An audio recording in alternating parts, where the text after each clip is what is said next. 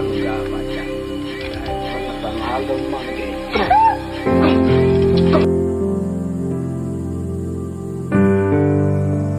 Nigeria today, the issue of rape has become an everyday crime, and Nigerians have continued to raise eyebrows over the said heinous crime.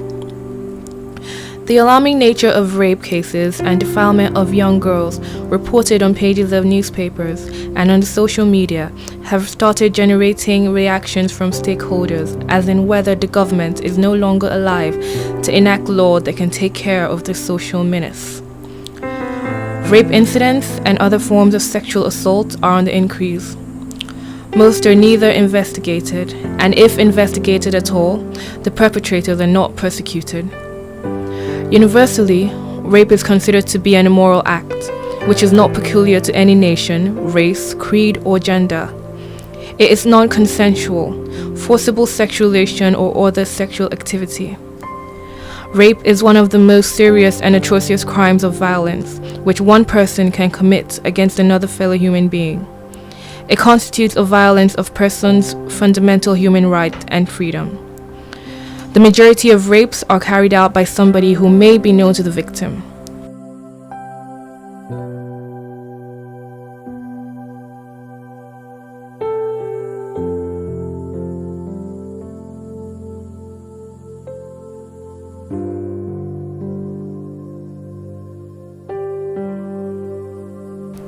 It is a form of gender-based violence with no border.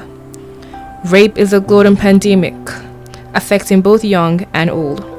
People of various classes, both the educated and uneducated, regardless of the race, ethnic background, or religion. Sadly, women are the most affected of this crime. It is widely believed that no day passes without an incident of rape or sexual harassment across the globe.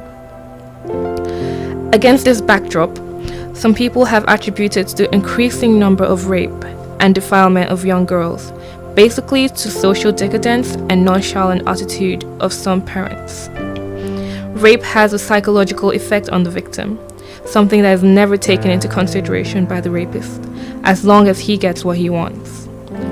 Rape is a severely underreported crime, with which surveys showing dark figures of up to 91.6%. Prevalence of reasons for not reporting rape differs across countries. They may include fear of retaliation, uncertainty about whether a crime was committed or if the offender intended harm, not wanting others to know about the rape, not wanting the offender to get in trouble, the fear of persecution, for instance, due to laws against premarital sex, and doubt in local law enforcement. A United Nations statistical report compiled from government sources showed that more than 250,000 cases of rape or attempted rape were recorded by police annually. According to Amnesty International, police forces are reported to have perpetrated acts of rape and other sexual abuse against women in public locations, or while women were transferred to police stations, or while women visited male detainees in police custody. And sometimes police use sexual violence in order to extract confessions and other information. A study of students of the Polytechnic Ibadan found that in their lives 1.7%, that is 2.5% of males and 1.1% of females, had been raped. And 2.7%, that is 5.3% of males and 0.9% of females, had attempted rape. From the ages 12 to 34 are the highest risk years for rape and sexual assault. Those aged 65 and older are 92% less likely than 12 to 24-year-olds to be a victim of rape or sexual assault, and 83% less likely than 25 to 49-year-olds. Rape is forcefully having sexual relations with someone, and it's outrightly a devastating effect on the victim. But I would say this to persons who have been raped, if it's assuming they are adults, because we have cases of today where 6-month-old babies are raped, 8-month-old children are raped, and it's just terrible. In those kind of cases, the mothers need to be very aware and sensitive to know how to give first aid treatment to their children. But if you're an adult female, I'll use female because female get more raped than male, although males are also raped in today's world. But if you're a female, an adult female, and you have been raped, the first thing to do is to go for a medical checkup 24 hours, maximum 24 hours after the rape scenario. You don't want to have semen of a stranger, getting you pregnant and all of that. You don't want to have sexually transmitted diseases that are not nipped in the bud on time. So you want to quickly go to a hospital, get checked. There are medications you need to take. There are some tests you need to run, and there's basically the first aid that will be administered to you that will help you overcome that effect. Then subsequently, you also need to go for serious counseling because you need to overcome the shock that you would have been in, the trauma. It's not, we're not asking whose fault it is that you were raped. Now the point is you're a victim here and you will not feel good about yourself. So we want you not to get into depression, and we need you to be cared for and be catered for. Surround yourself around people who you trust and people who will love you. One of the reasons a man could rape a woman is to make up for the rejection he felt earlier by the opposite sex.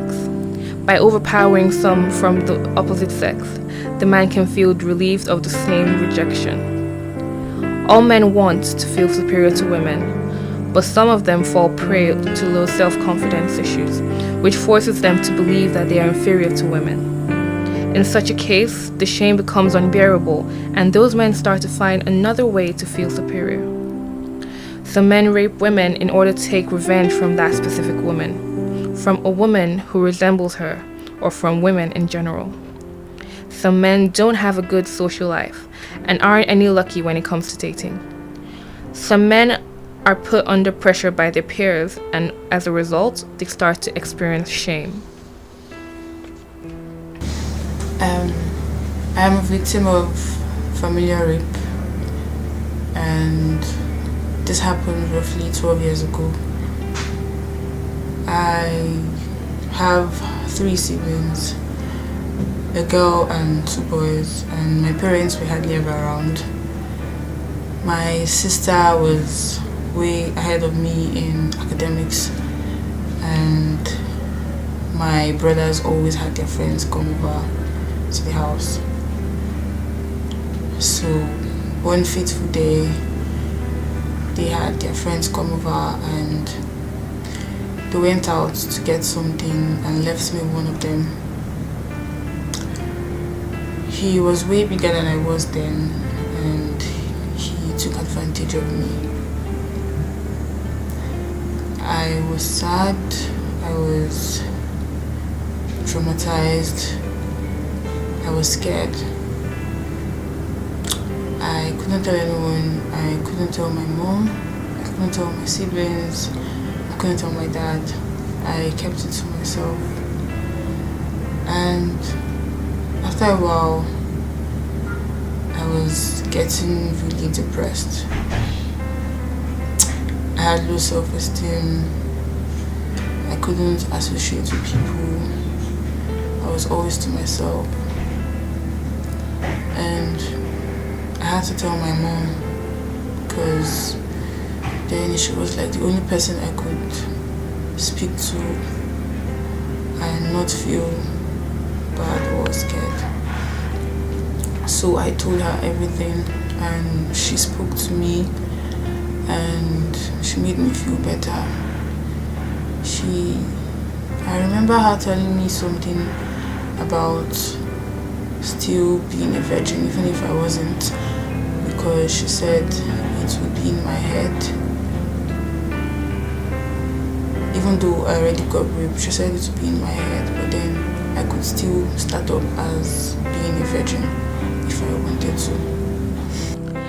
Some of those men start to become rapists in order to compensate for the lack of intimacy in their social lives. In Australia, Germany, and Japan, rates of sexual violence offenses were related to national levels of dominant masculinity. Studies in several countries have suggested that rigid gender roles and promotion of an ideology of male toughness are related to violence against women. Characteristics of the culture and gender role socialization, however, do not explain why most men do not rape. Victims should seek medical attention immediately. Sexual assault can leave victims with injuries that are visible and invisible to the naked eye. Victims should be examined at the hospital immediately following the assault to treat any injuries and to be tested for sexually transmitted diseases. What should be done to the rapists is that they should kill them. They should kill them because it's really annoying. How would you just spoil someone's life like that? You don't even know someone's plan in life. In fact, they should be killed. They should jail them for life. That is what should be done. It is important that a victim not show and change clothes before going to the hospital to preserve evidence. It's criminal, and that's why it's punishable. And I don't know how the laws are enforced in Nigeria, but maybe incarceration, but incarceration is still not enough because they can still come out and then they are back to their act. So maybe some permanent form of punishment like castration. Yeah, castration existed in those days and I'm sure it still exists today. If the man is castrated, he will not even be able to have an erection, let alone be able to rape another human being. All he will just be able to do is urinate. Though we know women are also responsible, women tend to dress indecently, as a result seducing men into the act of raping. So therefore, it is advisable for a woman to dress decently. People convicted for rape should either be charged for life imprisonment or death penalty, so as to serve as a deterrent to others. The judiciary should intensify efforts in removing the delay in prosecuting rape. Being fully aware that rape cases is hard to prove, we believe that the law must no longer be lenient with rapists and perpetrators at all levels in the community, so to deter perpetrators in the society. Government should resolve to pull forces together to ensure that the incident does not continue or curtail it to the barest minimum. The society should not condone rape, which is fast becoming a social epidemic. We must all be ready to stand up to fight the menace which violates the dignity of our girls and women.